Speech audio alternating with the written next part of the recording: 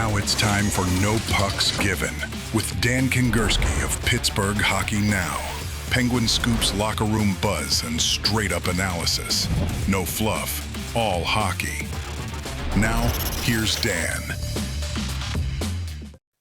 And here we go. It is another No Pucks Given. I think this is like episode 39 or 40, or heck, maybe it's like 75. Hi, I'm Dan Kingerski here on the Pittsburgh Hockey Now platforms.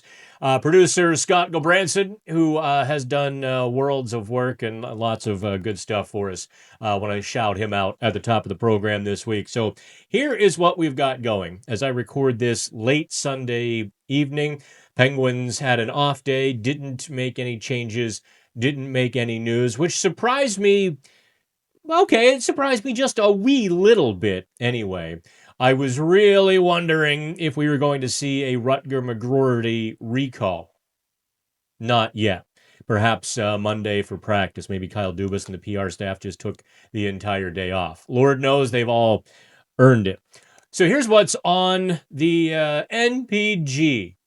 Nah, I don't like the initials. I thought I'd try it out. I like No Pucks Given. So we're going to talk... I don't want to use the word collapse. That's clearly the wrong term, okay? But there is definitely a sideways trend. The Penguins are dominating games, and they are losing games. You're supposed to not dominate games that you win, or you're supposed to dominate, or you're supposed to win games you dominate. That's what Dan is trying to say. You're supposed to win those games at least, 70% of the time. Yet the Penguins have just 2 wins in their last 9 games as they dominate. And really only one of those games did they not dominate. So we're going to get into that. We're also going to get into the real reasons for this sideways trend. That's going to lead us into a very real discussion on just exactly what Kyle Dubas wants to do. Now, I called on him Saturday night, Sunday morning to explore some options. And I laid out some very easy things, but there are some hard decisions to make for the Penguins. And then kind of dovetailing right into that, we are going to talk about the Penguins' goaltending situation. Yep. There is one no fuss, no muss, easy exit ramp coming up, and they might just take it and be done with it. Although, I want you and I to talk about this. So that's where we're headed on this episode. Do me a favor, since this is available wherever you get your podcast, whether you go Spotify, Apple, Amazon, or wherever else I'm missing. It's been kind of funky on YouTube because we're posting these extra videos on YouTube, and I think the big show gets lost. I don't know if we should keep doing the extra videos. I don't know if they're making money or the podcast is making money, but obviously, I try not to do too much work for free. Okay, let's talk about the Penguins going sideways here. It's not exactly the most easy conversation, because they could have, should have, won most of the last 9 games. They really could be 7-2. Let's say you have a bobble, you're 6-3, 6-2-1, whatever it might be. But instead, they're 2-3-4. Or 2-4-3, rather. Let me get that right. 2-4-3. They can't play in overtime. Can't win shootouts. So it's been a little bit brutal. That's for sure. First of all, before we get into the Penguins, Kyle Dubas activating Dubas, general manager powers. The Penguins lineup on each line probably has a player that shouldn't be there. That's a pretty big thing to overcome. With Rickard Rakell out, Ville Koivunen injured, the Penguins are sort of just mixing and matching and doing what they can. Right now, Conor Doer has been on the top line. I want no part of criticism for Doer He's had a very good season. He is a scrappy, fine fourth-line winger who has brought a lot to the team this year. I don't need to criticize him. And it's not criticism to say that he's not working on the top line. That's an entirely separate role and division of labor, putting a player on the top line. And I don't think in any way, shape, or form that's working. What it's actually doing, because the Penguins are a bit top-heavy with their offense, is it is sort of regressing the entire team. When Sidney Crosby has that bad body language, and he had a bit this weekend. There was a bit of angry Sid that isn't the good angry Sid, but the bad angry Sid. After, pucks were, you can't say given away, but in effect, that's what happened when a player plays it like a hot potato and doesn't continue the rush or makes a bad dump in or plays it just far too quickly, gets it off his stick. That's in effect a giveaway.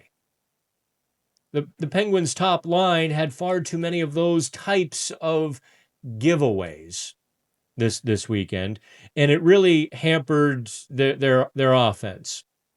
I know they got a goal, but that was really a gift from Philip Grubauer on Saturday. That turnover, that was Doer's just standing there in the on the wall to block it, and it comes right to him. He just snapped to Crosby before Grubauer gets back in the net. On the second line, Kevin Hayes, Malkin, and Mantha played extraordinarily well in the second game in Sweden. After Kevin Hayes had a real bust of a game, the first game in Sweden when he played with Ville Koivunen and Tommy Novak, that was, I think all three players would probably have agreed that was a kind of a garbage game for the line. They generated next to nothing, if not less than nothing. So putting him up on Malkin's line, it worked for a game. It didn't work for two more games. And I'm not going to pile on Kevin Hayes. He's a versatile, slick forward. Just hasn't found a lot of rhythm over the last several years. Since he was a second-line center in Philadelphia, St. Louis to Pittsburgh, we've seen some good hockey, but it's been a difficult thing to get that train on the tracks at full speed. And that second line, Evgeny Malkin was zipping around this week. Evgeny Malkin actually had his legs on Friday in that beatdown loss to Minnesota. Malkin was actually pretty good in that game. But too many times he was on an island. And he would go one way with the puck and be 1-on-3 with no help. The tight puck support of the Dan Muse system was just not in effect on that line.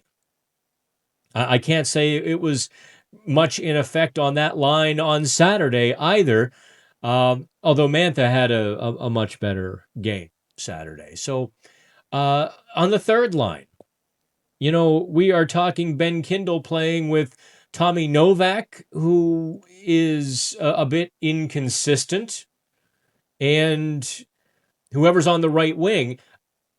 The last two games, let me tell you something. I see some fans bagging Sam Poulin, and I think that's a pre-programmed response to assume he didn't do anything because he didn't score a goal. Sam Poulin actually played strong hockey. I'm not going to say he played great. Otherwise, you would have noticed him a little more, but he was impactful. He was strong on the walls. He took the puck to the net and made some, good plays, got the puck off the wall. Yeah, played strong defense. I liked where he started. I think Dan Muse's quote actually might have been the same quote I used with Sam Poulin's first practice. I wonder if he got it from me. That'd be kind of weird. But what he said was Sam Poulin came to play.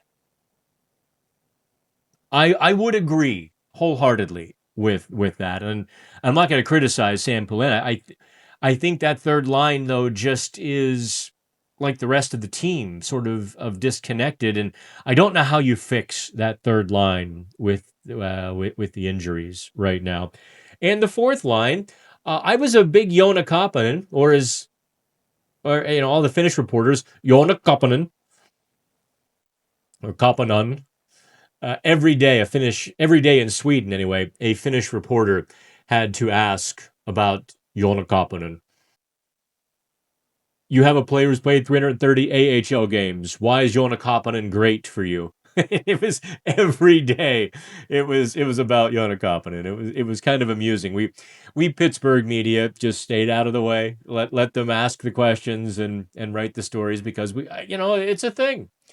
The Finnish media wants Finnish player to do well. So anyway, Koppanen hasn't been playing very well with the Penguins. It's been a bit soft, and Danton Heinen sort of is, and not having Conor Doer on that line takes away this sort of speed burst that has been so prevalent on that line with Blake Lizotte. I think it's not a coincidence when you remove Doer from Lizotte, and then you take Jarry off as well with the injury. But even just Lizotte and Doer were sort of made to play together. It's like turbocharged 5'8" forwards just go, and they create havoc for opponents, and that's missing. I would think Dan Muse, with a day to reflect, goes back to some of those combinations and maybe bumps Heinen up into the top six instead of Conor Doer or Kevin Hayes. I think that's coming. I also think it's imperative at this point they have to recall Rutger McGroarty. That the team is just, and that all goes to. Let me make a note here. 11:45. I transition to topic number 2 because this is all free form. Poor Scott is, trying to figure out. Scott's not a hockey guy. Scott is an Oakland Raiders or a Los Angeles Raiders Las Vegas Raiders podcast host and a sports writer, and he's producing his podcast. Hockey? What are you talking about? He lives in he's from Cincinnati. I digress, Scott. I love you. The thing we're going to talk about now is, what does Kyle Dubas do about all of this? Because it very much is within his control here to make some decisions. And those decisions will be to ride it out. Just, this is the team. We're not going to spend any assets. This was the team we built, and the ship is going to sail or sink based on what we did in the off seasons, what they did last year. For the most part, they acquired Philip Tomasino and Tommy Novak, but those were deals in which the Penguins received future assets as well. Those weren't deals to get better in the immediate. Well, I suppose the Novak deal, they wanted Novak over Bunting and Luke Schenn sort of in the immediate. But then again, they wound up with a second-round draft pick instead of Luke Schenn. To the point I'm making is that Kyle Dubas right now is going to be faced with the first big fork in the road. Does he attempt to fortify this team that has shown promise, or does he not? If he attempts to fortify this team, now we start talking about what kind of acquisitions, what kind of trades can the Penguins make? Should he? And I think that's, I would venture, and I don't know this, please don't say I'm reporting this, I would venture that if you ask the Penguins front office from top to bottom, you might get a split decision on if they should fortify this team. It's got to be tempting. If you look at the Eastern Conference, it is a mush. It is absolutely winnable. When the best team is the Carolina Hurricanes or the New Jersey Devils, because Florida is tattered. Florida will not have anything left by March. They are not the Florida Panthers this year. So do you just say, hey, if we're going to have a middle of the first round pick, what the heck? Let's have a later first round pick. statistically speaking, there isn't a whole lot of difference between, say, drafting, let's call it 15th and 22nd. Not a whole lot of difference whatsoever statistically. I think if I'm in Kyle Dubas' chair, I do nibble at this. I'm not talking blockbusters. I'm not talking trying to go out and get a Nazem Kadri or one of these expensive star players. But I am trying to fortify the middle six. Otherwise, you're going to burn Sidney Crosby up. You're just going to, you're going to kind of burn up Evgeny Malkin as well. There needs to be some scoring help in the middle of that lineup. And I think it's affordable. I think it's attainable. I think it's out there. It can't be another soft winger who you're taking a chance on. I know a lot of people wanted Brad Lambert out of Winnipeg, who is sort of, asking out of Winnipeg, their 2020 first round pick, who I think was 30th overall. That's not the kind of player I'm thinking of. I'm not even thinking of a player like Nick Robertson in Toronto, who's actually kind of turning it on a little bit. I'm thinking of a solid veteran middle six guy who's, I think Dubas is very good at those under the radar sort of players. And I'm not going to start chucking names out because then we start debating those names rather than the principle and the idea that I'm driving home here is that Dubas probably should act. If you wait until January, it's going to be too late. Penguins will be out of the playoffs, but they're still going to be in that 10 to 12, 13 sort of range. No bueno. If you're gonna be there, you might as well push. You might as well do everything you can.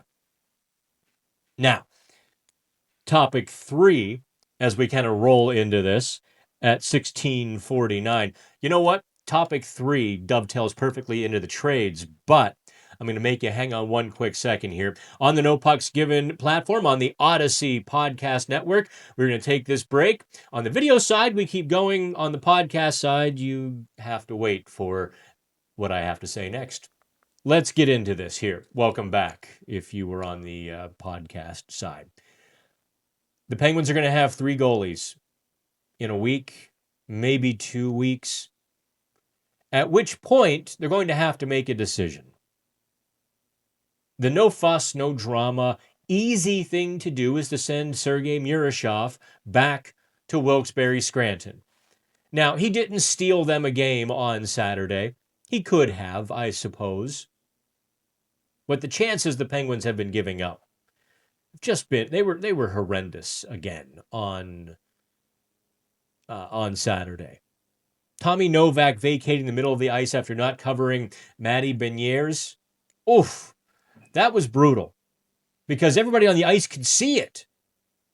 Everybody else on the ice had their man in the Dan Muse man-to-man configuration. Yet, there he is, Beniers wide open in the circle. Ties the game. I thought Murashov was down, but then again, what are you going to do? The guy has you helpless. From 15, 20 feet, he literally could have done anything because he had the time to do it. The pass never should have gotten through. There should have been somebody on him to make him shoot it quickly, so on and so forth. The goal that sort of rattled my thinking. I had a full column ready to go saying keep Murashov in the NHL. The Brandon Montour game winner. That was a stoppable goal. And one that you kind of want your goalie to make to win the game. In fairness, Tristan Jarry, Artur Silovs certainly have allowed their fair share of those goals over the last month of the season. So you can't really, I'm not putting Murashov below them. I'm just saying, okay, he's not superhuman yet. I do think he's got a chance to get pretty close. He'd be sort of one of those top tier, upper echelon goalies. What happens with Sergei Murashov? Okay, fine. You send him down. You've got Jarry and Silovs and you just keep Murashov sort of baking in Wilkes-Barre. That's the easy thing. Now, here's the hard thing. I see a lot of benefit to keeping Murashov in the NHL. Let him learn against the NHL shooters. He's good enough. He's ready for that challenge. Absolutely ready for the challenge. I think he's better than the other two Penguins goalies. If he's not right now, he's about equal. And if he's not right now, he's going to be better than everybody fairly soon. That much we can see. I kid you not. In rolling around the locker room, having the conversations, there's a difference between giving the media a soundbite, a quote, an answer. Yeah, he's really good. And there's the other, there's a difference between that, sort of perfunctory, and saying, this guy's really good. He's sick. Watch him do this, watch him do that. Here's what makes him really good. Dan, watch this. Or there is a genuine trust of the team. Almost, they're actually, some of them are impressed by him. And I say, go for it. Now, that swings all the way back to the trades and Kyle Dubas. That gives him a trade chip. I don't know if they can trade Tristan Jarry. This lower body injury, once again, I don't know, did you catch, it would have been, what day did we come back to practice? Tuesday of last week. First day of practice coming back from Sweden. Jarry talked about his injury history because he actually skated on Tuesday, kind of with the team. It was an optional practice, so he got to participate. And he talked about his injury history. He says that, it took me over a year to feel human again. Like, wait, what now? You want to run that by me again there, Tristan? So clearly those injuries he had a couple of years ago. You remember when Mike Sullivan was kind of, spanking him publicly? No, he's not injured. He's fine. I don't know what he's talking about. You remember that a couple of years ago? There was clearly something wrong with Tristan Jarry. I mean, you always had the sense that there was a push-pull or some friction regarding that injury. But for him to just sort of casually say now, it took me over a year to feel human. And then now to suffer another lower body injury. I don't know that Tristan Jarry has any trade value. I think he's played really well this year, actually. 9/11 save percentage. He's kept the team in the games. He's made all the saves he should make. He's made some saves he wasn't supposed to make. Winning record, so on and so forth. I think he's looked a lot like the guy you want him to be. Nevertheless, that doesn't mean another general manager is going to take on 2.5 years of that contract. So, you look at Arturs Silovs. In order to keep Sergei Murashov in the NHL, now you start looking at Artie Silovs and what kind of trade value he would have. I know, it gets sticky, and you're like, Dan, Dubas is never going to do this. I tend to agree with you. But let me add this little sort of caveat. The situation isn't going to change either. Situation is not going to change for the next 2 years. Tristan Jarry is going to be, Tristan Jarry is signed through, is it 29? After this season, 26, 26, Jarry is signed through 28. Arturs Silovs is under team control until 2028. So at what point do you make the move? And I guess what I'm saying now, with the Penguins' glimmer of hope to do something, with the window has now opened on Murashov. At any time, he can be an NHL goalie. So when do you do it? If not now, do you wait till after the season? Do you wait till the trade deadline? What do you do? Because there are 5 teams who are likely playoff bound with team save percentages below .885. That's brutal goaltending. There are 6 when you count Toronto. That Saturday afternoon, anyway, was at .886. Those are some teams that need some goaltending. So what can you get? Do you do it now to make space for Sergei Murashov? I would like to see him stress tested once more. I suppose it is Silovs' game on Wednesday before Thanksgiving, and then we won't see Murashov again until the weekend, and that's if Tristan Jarry isn't healthy by then. It all gets really complicated.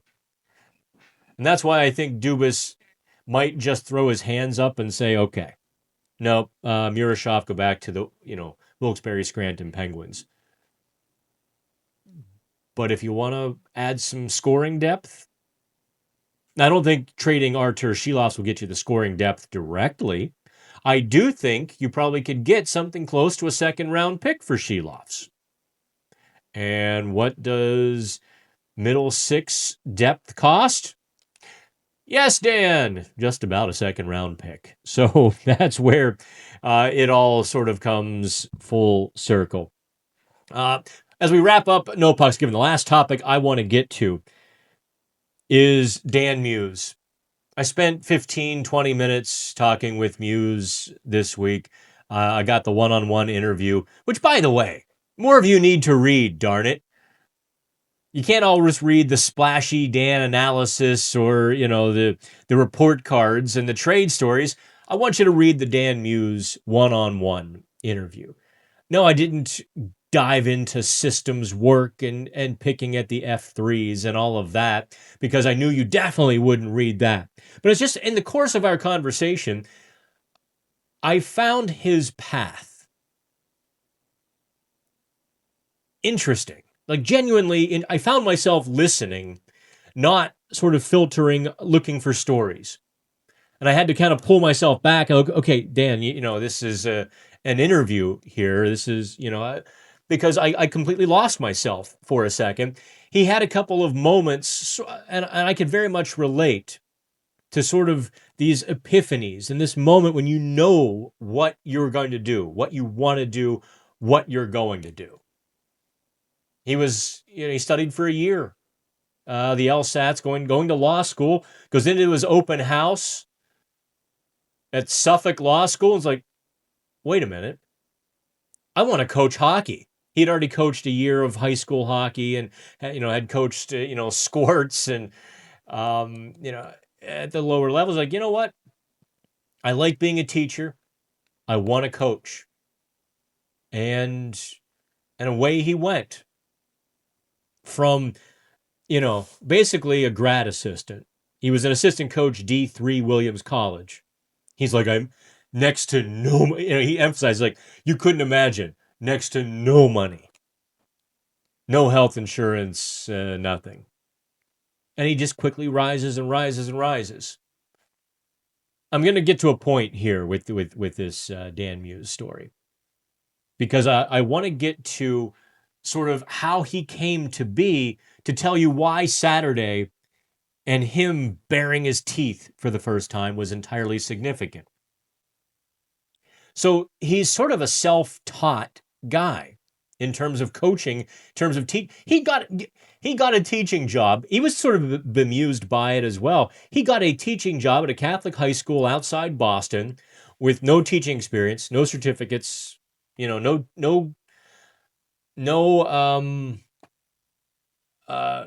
training in college. Didn't take any education classes. He just like, yeah, I've got a criminal justice degree. They're like, okay, you're a history teacher. But he really liked it, and he dialed into figuring out how to do that job, how to teach, taught himself how to teach. And from there, at every coaching stop, figuring out how to connect with 20, 22, 25 different guys, how to get the most out of them. Something he's obviously done pretty well. He had a lot of success in the USHL, and he seemed a little bit surprised When I told him about the other side of the story when he got hired in Nashville, he didn't know. There were some people championing him. And if you listen to the the bonus podcast episode, I guess you heard some of this. He kind of didn't know that there were people pushing Peter Laviolette to interview him. And so Muse shows up with this extraordinary, detailed presentation. He does basically get hired on the spot. They called him the next day. Said, yeah, you want the job? It wasn't supposed to be that way.